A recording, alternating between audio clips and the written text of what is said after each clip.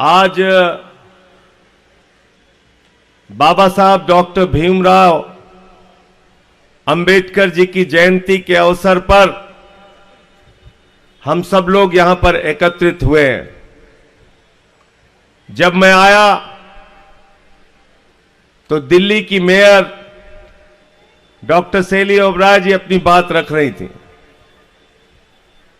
उसके बाद राखी बिरलान जी ने अपनी बात रखी। आज सबकी चिंता क्या है? अभी जो शपथ आपने ली उसका अंतिम वाक्य यह आम आदमी पार्टी के कार्यकर्ताओं के लिए एक शपथ का वाक्य मात्र नहीं होना चाहिए। यह आम आदमी पार्टी के कार्यकर्ताओं के लिए एक संकल्प होना चाहिए कि अंतिम सांस तक बाबा साहब के द्वारा बनाए गए संविधान को बचाने के लिए लड़ाई लड़ेंगे।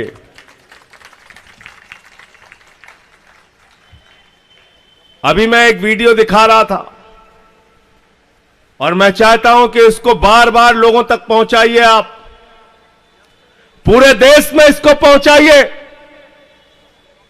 अयोध्या के एक माननीय सांसद जी हैं, उन्होंने कहा नरेंद्र मोदी जी का काम 272 में नहीं चल रहा। आदिल भाई, सांसद जी कह रहे हैं 272 में काम नहीं चल रहा मोदी जी का। अगर संविधान बदलना है तो 2/3 बहुमत चाहिए, इसलिए आप लोग ज्यादा से ज्यादा सीट दीजिए, हमें संविधान बदलना है। कितनी खतरनाक बात है, कितनी खतरनाक बात है। भारतीय जनता पार्टी का सांसद खुलेआम कह रहा है कि बाबा साहब डॉक्टर भीमराव अंबेडकर के द्वारा लिखे गए संविधान को बदलना है। मैं आज इस पार्टी ऑफिस के कार्यालय से भारतीय जनता पार्टी और आरएसएस के लोगों को कहना चाहता हूं, जब तक आम आदमी पार्टी का कार्यकर्ता है, भारत के संविधान को बचाने के लिए अंतिम सांस तक लड़ाई लड़ेगा। ये शपथ हमने ली है और इसको हम पूरा करेंगे। आप भारत के संविधान को खत्म करना चाहते हैं? भारत के संविधान में क्या है? बाबा साहब ने कहा शिक्षा में हमें समानता नहीं है। समाज के वंचित लोग, समाज के पिछड़े लोग हजारों हजार साल से जाति व्यवस्था के कारण जिनको उनका अधिकार नहीं मिला, मंदिरों में प्रवेश करने के नाम पर भी जिनके साथ भेदभाव किया गया, तालाब में पानी पीने के नाम पर भी जिनके साथ भेदभाव किया गया, स्कूल में पढ़ाने के नाम पर भी जिनके साथ भेदभाव किया गया, बाबा साहब ने कहा शिक्षा का समान अवसर हिंदुस्तान के सभी वर्ग के लोगों को मिलना चाहिए। और बाबा साहब का वो सपना हिंदुस्तान की किसी सरकार ने पूरा करने का काम किया है तो अरविंद केजरीवाल ने पूरा करने का काम किया है, समान शिक्षा का अवसर। भाई मनीष सिसोदिया जी ने दिन रात मेहनत करके उस शिक्षा व्यवस्था को जमीन पे लाने का काम किया। केजरीवाल जी 2015 में मनीष सिसोदिया के साथ सरकारी स्कूलों को देखने जाते थे। मकड़ी के जाले लगे रहते थे सरकारी स्कूलों में। हमारे आपके बच्चे टाट पट्टी पर बैठ के पढ़ते थे। बच्चियों के लिए टॉयलेट का इंतजाम नहीं था, प्रयोगशालाएं नहीं होती थी सरकारी स्कूलों में। आज उन्हीं स्कूलों में जहां पे मकड़ी के जाले लगे रहते थे, केजरीवाल जी ने एयर कंडीशन कमरे आपके बच्चों की पढ़ाई के लिए बनाए। बाबा साहब के सपने को पूरा किया। बाबा साहब का सपना था कि भारत का संविधान, उसमें हर व्यक्ति की आस्था होनी चाहिए। भारत का संविधान हर व्यक्ति को समझ में होना चाहिए और उस संविधान में उसको क्या अधिकार मिले हैं, इस बात की समझ उसको होनी चाहिए। 75 साल में तो बहुत सारी सरकारें आई और गईं, लेकिन हिंदुस्तान की पहली सरकार है अरविंद केजरीवाल की सरकार। भारत के पहले शिक्षा मंत्री है मनीष सिसोदिया, जिन्होंने कहा सरकारी स्कूलों में बाबा साहब डॉक्टर भीमराव अंबेडकर का संविधान पढ़ाया जाएगा। कहा कि नहीं कहा बताओ? कहा था ना? कहा था ना? तो जन्म के आधार पर भेदभाव ना हो, यह ताकत कौन देता है? कौन देता है? जोर से बोलिए। कौन देता है? जोर से बोलिए। शिक्षा के नाम पर भेदभाव ना हो, यह अधिकार कौन देता है? स्वास्थ्य के नाम पर भेदभाव ना हो, यह अधिकार कौन देता है? नौकरी में अवसर के नाम पर भेदभाव ना हो, यह अधिकार कौन देता है? तो भाजपाई अगर संविधान बदल दिए तो आरक्षण खत्म कर देंगे। कर देंगे कि नहीं कर देंगे बताओ? कर देंगे ना? आरक्षण खत्म खत्म कर देंगे ना? क्योंकि बाबा साहब ने कहा सामाजिक व्यवस्था के कारण, दुर्भावना के कारण, भेदभाव के कारण समाज के एक बड़े तबके को आपने सरकारी नौकरी से दूर रखा है। और तमाम समाजवादी नेताओं ने उदाहरण दिया। डॉक्टर लीमे ने एक किताब लिखी, डॉक्टर लोहिया ने लिखा, एक व्यक्ति 0 पॉइंट पे खड़ा है और एक व्यक्ति 20 किलोमीटर आगे खड़ा है, तो उनमें प्रतियोगिता नहीं कराई जा सकती। पहले 0 पॉइंट वाले को आगे बढ़ाओ, 20 किलोमीटर वाले के बराबर करो, फिर दौड़ कराओ और देखो कि कौन आगे जाएगा। गलत तो नहीं कह रहा हूं? गलत तो नहीं कह रहा हूं? तो आरक्षण के जरिए भारत के संविधान ने समाज के वंचित तबके को, शोषित तबके को, आदिवासियों को, दलित समाज को, पिछड़े समाज को आरक्षण की व्यवस्था दी। भारतीय जनता पार्टी और आरएसएस के लोग अगर दोबारा सत्ता में 24 में आ गए, याद रखना पूरे मुल्क में दलितों, पिछड़ों और आदिवासियों का आरक्षण खत्म कर दिया जाएगा। इसलिए हम लोग भारत के संविधान को बचाने के लिए, अपने अधिकार और आरक्षण को बचाने के लिए इनसे लड़ाई लड़ेंगे और 24 में इनकी विदाई करेंगे।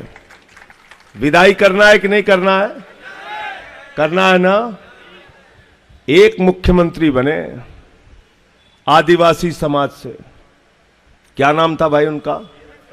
क्या नाम था? जोर से बोलिए। हेमंत सोरेन, जिनके पिता ने झारखंड राज्य बनाने के लिए जीवन भर संघर्ष किया। हेमंत सोरेन आदिवासियों के अधिकारों के लिए लड़ाई लड़ी। आदिवासी समाज के नेता फर्जी मुकदमा लगा के, बिना किसी आधार और सबूत के, आदिवासी समाज के सबसे बड़े नेता और झारखंड के मुख्यमंत्री को मोदी जी ने उठा के जेल में डाल दिया। जेल में डाल दिया ना? अपमानित करने का काम किया कि नहीं किया? समाज के सबसे बड़े तबके को, आदिवासी समाज को किया ना? इसका जवाब देना है कि नहीं देना है बताओ? देना है कि नहीं देना है? दिल्ली के अंदर 3 बार से प्रचंड बहुमत पाने वाले मुख्यमंत्री, 1 बार जीते, फिर 2 बार जीते, फिर 3 बार जीते। भाजपाइयों को लग गया दिल्ली में तो दाल गलने वाली, दिल्ली में दाल गलने वाली, दिल्ली में दाल गलने वाली। बोले करें क्या? बोले कुछ मत करो, अब इस मुख्यमंत्री को ही पकड़ के जेल में डाल दो। जो मुख्यमंत्री बाबा साहब डॉक्टर भीमराव अंबेडकर के संविधान में लिखी गई एक एक बात को जमीन पे सच कर रहा था, जो मुख्यमंत्री कह रहा था बच्चों को समान शिक्षा मिलेगी, सरकारी स्कूलों में संविधान पढ़ाया जाएगा, दवाएं और इलाज तो मुफ्त मिलेगा, फरिश्ते स्कीम के तहत गरीबों का भी इलाज अगर 50 लाख रुपए भी खर्च होता है तो होगा। माताएं बहनें, मजदूर वर्ग की हमारी माताएं बहनें, जिनके जेब में काम पर जाने के लिए, अपने गंतव्य तक जाने के लिए, अपने कॉलेज जाने के लिए पैसा नहीं होता, उनके लिए बस की फ्री यात्रा की जाएगी, बिजली फ्री देके, पानी फ्री देके, समाज के सबसे अंतिम पायदान पर खड़े हुए व्यक्ति को सुविधा दी जाएगी। जब ये सपना केजरीवाल ने देखा और जमीन पे सच करना शुरू किया तो मोदी जी और भाजपा वाले घबरा गए। बोले अगर ऐसे काम पूरे देश में होने लगा तो हमारी तो दुकान बंद हो जाएगी। दुकान पंजाब पहुंचे, वहां दुकान बंद हो गई भाजपाइयों की। अकाली दल के साथ मिलके लूटखोरी कर रहे थे, वहां से साफ हो गए। गुजरात पहुंचे, 14% वोट लेके आए, 5 विधायक हमारे जीत गए। गोवा पहुंचे, 6.5% वोट लेके आए, 2 विधायक हमारे जीते। 15 साल से एमसीडी में दिल्ली को कूड़ादान बना रखा था भाजपाइयों ने। झाड़ू वाले निकले, मार झाड़ू मार झाड़ू मार झाड़ू, एमसीडी से सारा कूड़ा साफ कर दिया। कर दिया कि नहीं कर दिया भाई? वो पहाड़ नीचे जा रहा है कि ऊपर जा रहा है? वो कूड़े वाला पहाड़ देखा था ना, देखा था ना, नीचे जा रहा है ना। तो केजरीवाल को गिरफ्तार करने के पीछे एकमात्र कारण है, ये जो तस्वीर आपके सामने रखी है, बाबा साहब डॉक्टर भीमराव अंबेडकर, भारत के संविधान के निर्माता के सपनों को जमीन पर पूरा करने का काम अरविंद केजरीवाल कर रहे थे, इसलिए उनको पकड़ के जेल में डाला गया है। तो जेल का जवाब, जेल का जवाब, जेल का जवाब, जेल का जवाब, जेल का जवाब। मैंने सुना दिल्ली के एलजी साहब एक कार्यक्रम में कह रहे थे, ये जेल से सरकार तो नहीं चलेगी। भाजपाई कह रहे थे जेल से सरकार तो नहीं चलेगी। सौरभ भारद्वाज कह रहे थे, आतिशी जी कह रही थी, गोपाल राय कह रहे थे, हम सब लोग कह रहे थे भाई सरकार तो जेल से ही चलेगी, तुमको पीछे हटना पड़ेगा। हम लोग पीछे हटने वाले, पीछे हटने वाले। कल बेचारा थक हार के हमारे एलजी ने कहा बिजली भी फ्री रहेगी, पानी भी फ्री रहेगा, हमारा सर मत खाओ, जाओ भैया तुम लोग। बोला नहीं बोला? बोला ना? बोला कि नहीं बोला? तो इसलिए चिंता मत करना, अरविंद केजरीवाल का आपसे वादा है, और वादा तो तब भी छोटी चीज होती है, गारंटी है, गारंटी। एक एक कही गई बातें पूरा करने का काम करेंगे। और भारत की पहली सरकार है केजरीवाल की सरकार, जो घोषणा पत्र में लिखे गए वादे से, गारंटी से ज्यादा काम करके हमने दिखाया। दिखाया कि नहीं दिखाया बताओ भाई? 1000 रुपए तो हमारे घोषणा पत्र में नहीं था ना आतिशी जी? नहीं था। मैं उस समय जेल में था, मैंने टीवी पे देखा तो मेरा सीना चौड़ा हो गया। हमारी माताओं बहनों के आर्थिक संकट को समझने का काम दिल्ली के मुख्यमंत्री ने किया। उनको छोटी छोटी समस्याओं के लिए जो अपने पति का चेहरा देखना पड़ता था, कई बार पति झिझक देता था, नहीं पैसे नहीं देंगे, अरे 50 रुपए चाहिए बेटी के लिए थोड़ा सामान खरीदना, नहीं पैसे नहीं देंगे। अरे वो भाई आया था, सोच रही थी थोड़ा मिठाई मंगा के खिला देती, नहीं पैसे नहीं है, पैसे नहीं देंगे, तुम अपने भाई को मिठाई खिलाना चाहती हो। केजरीवाल ने उस दर्द को समझा और उन्होंने कहा हमारी बहनों को अपने पति का चेहरा छोटी मोटी चीजों के लिए देखने की जरूरत नहीं है, 1000 रुपए प्रति माह। और भाजपा के लोग क्या चाहते हैं? वो चाहते हैं दिल्ली में आपकी सुविधाएं खत्म हो जाए। वो चाहते हैं आपका बेटा, आपका लाल आपके लिए काम करने वाला, दिन रात समर्पित भाव से वो अरविंद केजरीवाल लगातार जेल में रहे। अगर अरविंद केजरीवाल को बाहर निकालना चाहते हो तो 7 की 7 सीटों पर दिल्ली में जमानत जब्त करा के इनको वापस भेजने का काम करना। जेल का जवाब वोट से देना और भाजपाइयों को बता देना कि बाबा साहब के संविधान के साथ छेड़छाड़ करोगे तो पहले 80 में तुम्हारी 2 सीटें थी, अब तुम्हारी 0 सीटें पहुंचा दी जाएंगी, 0। अगर पिछड़ों के, दलितों के, आदिवासियों के आरक्षण के साथ खिलवाड़ करने की कोशिश करोगे तो तुम्हारी सीटें 0 पहुंचा दी जाएंगी, 0। याद है कि भूल गए भागवत साहब का बयान? आप लोग याद है? याद है राखी जी, बिहार के चुनाव में क्या बोला था भागवत साहब ने? आरक्षण की समीक्षा होनी चाहिए। बहुत चालू है भाजपा, ऐसा ऐसा शब्द बोलते हैं समझे में ना आवे। आरक्षण की समीक्षा होनी चाहिए। अरे समीक्षा हम करेंगे। इस देश के लोग इस देश के मालिक हैं। 140 करोड़ लोग इस देश के मालिक हैं। समीक्षा हम करेंगे और हमने समीक्षा की है कि आरएसएस और बीजेपी के लोग समाज के दलित और पिछड़े तबके से, आदिवासी तबके से भेदभाव रखते हैं। और इस समीक्षा के बाद हमने तय किया है कि पूरे देश में तुम्हारी जमानतें जब्त कराने का काम करना है। हमसे पीछे से पूछ रहे हैं कैसी समीक्षा आपने की संजय जी? समीक्षा कैसे की?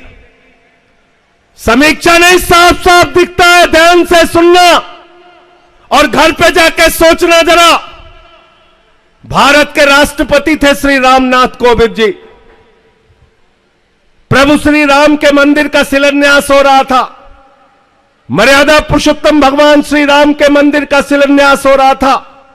सेवरी के जूठे बेर खाने वाले उस प्रभु श्री राम के मंदिर का शिलान्यास हो रहा था। दिल्ली के अंदर राष्ट्रपति भी रहते हैं, प्रधानमंत्री भी रहते हैं। प्रधानमंत्री जहाज से उड़ते हैं, अयोध्या पहुंच जाते हैं।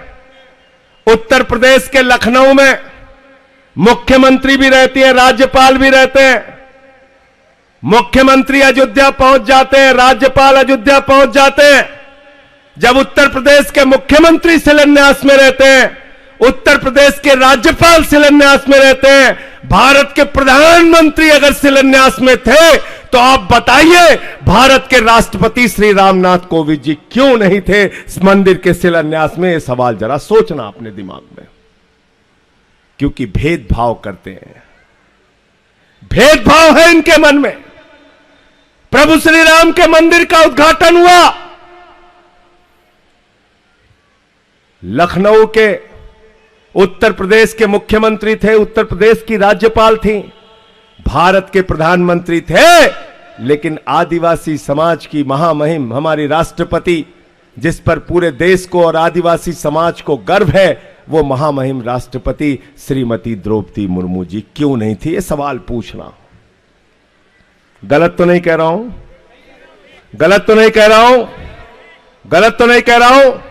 भेदभाव भाजपाइयों के तन मन में बसा हुआ है। भेदभाव इनके कण कण में बसा हुआ है और इसलिए उस भेदभाव को हमें निकाल कर फेंकना है।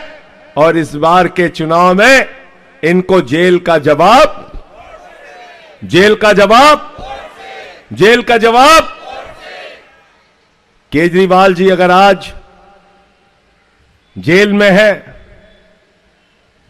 तो मोदी जी एक बात कहते थे 2014 के चुनाव में, क्या कहते थे?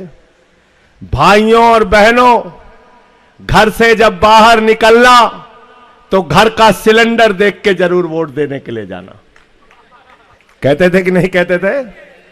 मैं आपसे कह रहा हूं, भाइयों और बहनों, जब अपना वोट देने के लिए जाना तो अपने बच्चे का चेहरा देख कर जाना, जिसके लिए केजरीवाल ने अच्छे शिक्षा का इंतजाम किया है।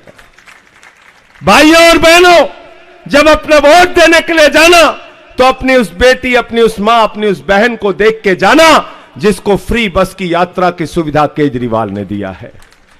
जब अपने घर से निकल के जाना तो अपने घर के बुजुर्गों को देख के जाना जिसको श्रवण कुमार बन के तीर्थ यात्रा कराने का काम केजरीवाल ने किया है। भाइयों और बहनों, जब अपने घर से जाना तो बिजली का बिल देख के जाना, पानी का बिल देख के जाना जिसको आजादी के बाद पहली सरकार अरविंद केजरीवाल की सरकार ने जीरो पर पहुंचाने का काम किया है, जीरो पर। और जब ये सब कुछ आपको याद रहेगा तो अरविंद केजरीवाल आपका बेटा आपको याद रहेगा, और जब आपका बेटा आपको याद रहेगा तो ये भी याद रहेगा कि आपका बेटा इस वक्त जेल में है। उस जेल से उस बेटे को निकालने के लिए भाजपा को दिल्ली से साफ करना पड़ेगा, झाड़ू चलानी पड़ेगी, 7 सीट पर आम आदमी पार्टी और कांग्रेस पार्टी को जिताना पड़ेगा, इंडिया गठबंधन को जिताना पड़ेगा और जेल का जवाब वोट से जो नारा है उसको जमीन पे सच करके हमें दिखाना है। बहुत बहुत शुक्रिया, बहुत बहुत धन्यवाद।